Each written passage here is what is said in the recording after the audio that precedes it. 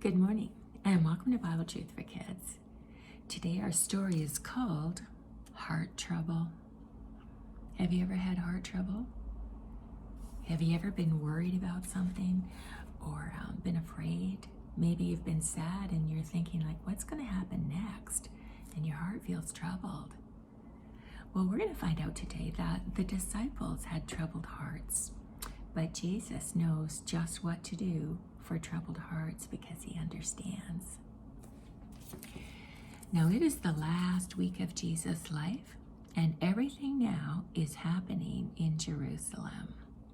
It's the Passover. Now Jesus is having the Last Supper with his disciples. This is the Passover feast. Everybody celebrated it with their family or with their friends. And so Jesus had his disciples go into Jerusalem and find a room big enough for them to have the Passover supper. But once supper started, well, then some hard things happened. And Jesus had shown them that he would do the job that everybody else felt they were too important for. And then one of the disciples, they didn't know, Judas, was going to betray Jesus. But Judas has left now. He's left the supper and he's gone out into the night. He's gone to find those religious leaders so that they can finalize the plans. Plans for what? Plans to have Jesus arrested. Yeah. The disciples just don't know what's going on. After Judas left, Jesus said to his disciples, I'm only going to be with you a little bit longer, and then I'm going to go away. And where I'm going, you can't come, not now. Well, that made them very anxious. What was he talking about? They'd been with Jesus everywhere. They were always with him, and now he's going away and they can't come? What's he talking about?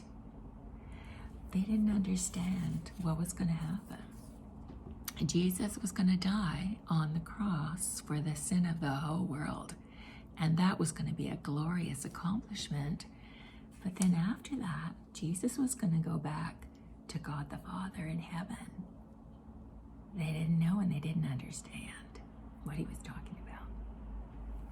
Well, Jesus, he loved his disciples to the very end. And he said to them, I have a new commandment to give to you. I want you to love one another just the way that I have loved you. And when you do that, people everywhere will know that you're my disciples, that you belong to me.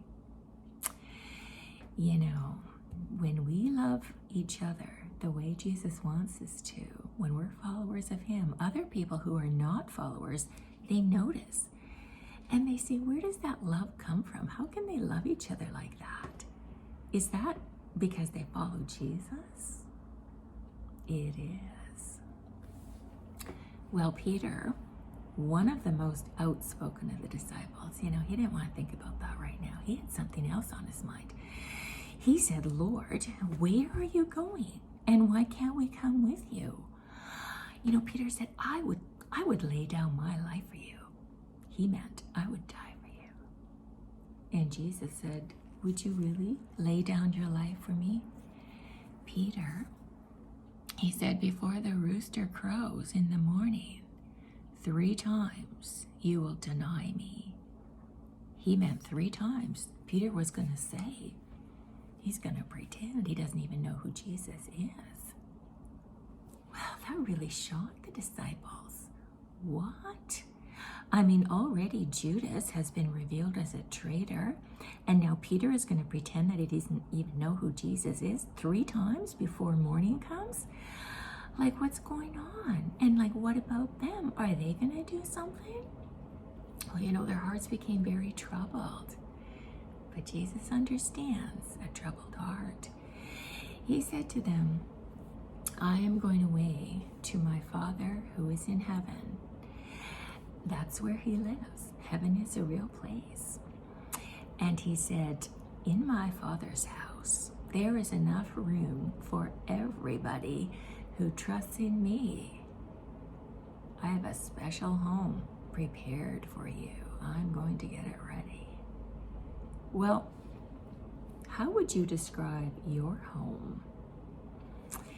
You know, somebody said, home is where you are treated the best and where you complain the most. Well, what kind of a home is up there for us? I mean, Jesus said, I'm going to heaven, I'm going to prepare a place for you there, a home for you. Well, let's think about it. What kind of a place has God prepared for us now to live in? I mean, what about this world we live in? It's beautiful. Creation is beautiful. We have mountains, we have animals, we have oceans, we have trees, and my favorite, flowers.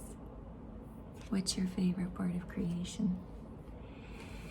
You know, if Jesus is going to prepare a home for us in heaven, we just can't even imagine how wonderful and beautiful it will be.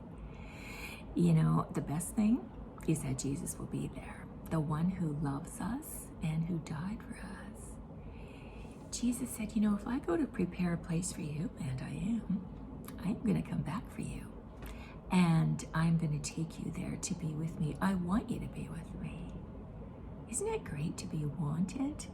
Jesus wants us to be with him. So one day he is going to come back and get us so that we can be there with him. Well, you know, Thomas, another one of the disciples, he says, well, you know, we don't even know where this place is that you're going to. So like, how would we even know how to get there? Well, Jesus said, I am the way, the truth, and the life. No one comes to the Father except through me. You know, Jesus was saying he is the only way to get to heaven. You know, heaven, it's a real place, and it's an exclusive place. Not everybody is going to go to heaven. You know, you just can't get to heaven by doing good things or by, you know, some sort of special ceremony, or, you know, maybe just because your parents go to church. There's only one way to get to heaven and to be with the Father, with Jesus. That's trusting in Jesus for the forgiveness of our sin. You know, his promise is true. He says that if you just come to him and ask him to forgive you for all the wrong you've done, sin just means things that we've done wrong. He'll forgive us. He knows the worst about us, and he still loves us. But there's only one way through Jesus. Well, then Philip, another disciple, he had a question. You know, the disciples had a lot of questions. But isn't it great that they did? Because if they didn't have questions, we wouldn't have had all these wonderful answers that Jesus was telling them about what he's going to do and what he's planning. Philip said, you know, Lord, would you just show us the Father? Could you just tell us what he's like? If you could just tell us what the Father's like, then we'll be satisfied. Well, you know, Jesus expressed disappointment in what Philip said, what his request was. He said, Philip, have I been with you so long that you still don't know me? I and the Father are one. Now, do you remember these rings that helped us? We talked about these rings, and they help us understand this a little bit. Jesus said, I am in the Father, and the Father is in me. I and the Father are one. If you've seen me, you've seen the Father. You know, Jesus is the perfect reflection of the Father, just like this picture is a perfect reflection. If you've seen Jesus, you've seen the Father. Well, Jesus was very patient with his disciples, wasn't he? You know, he understood that their hearts were troubled, and he took the time to assure them. And you know, Jesus knows that we have troubled hearts too, and he understands, and he'll always answer our doubts with his truth. Where do we find his truth? Right here in the Bible. That's why we need to read it. In here, he answers our questions about fear and anxiety and worry. It's full of promises. We need to read it. Well, next week there's going to be more table talk. There's going to be more conversations. Jesus is going to tell them again that he's going away, but he's going to tell them that he's not going to leave them like orphans, like someone who has no one. He is going to send them someone else to help them. Well, next week we'll find out just who that is. So we'll see you then.